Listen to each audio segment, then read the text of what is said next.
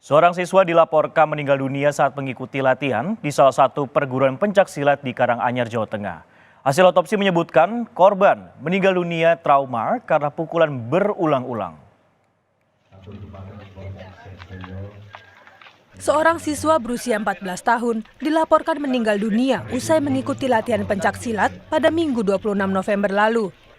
Korban sempat mengalami sesak nafas dan sempat akan dibawa ke rumah sakit untuk penanganan medis, tetapi nyawanya tidak tertolong. Korban diduga mendapatkan hukuman dari seniornya di klub pencaksilat lantaran tidak bisa mendapatkan 4 siswa baru untuk ikut mendaftar ke klub pencaksilat.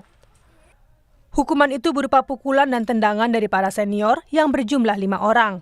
Dan kini, kelimanya telah ditetapkan sebagai tersangka usai polisi menemukan bukti kuat penyebab korban meninggal dunia.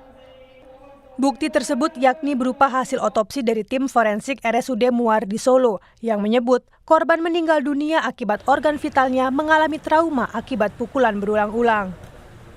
Hasil otopsi sudah keluar, adapun yang menjadi penyebab dari meninggalnya korban atas nama W ini adalah trauma dari dipukul yang mengakibatkan terjadinya luka di organ-organ vital.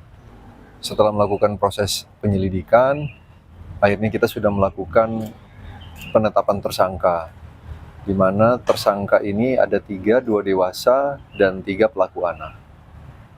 Seperti itu sih proses perkembangan. Selanjutnya untuk para tersangka, karena ini ada pelaku anak, kita tetap melakukan penahanan, namun untuk tempat penahanannya kita pisah. Dari 5 tersangka yang merupakan senior korban itu, 3 diantaranya masih berstatus anak-anak, yakni pelajar SMA, pelajar SMK, dan pelajar SMP.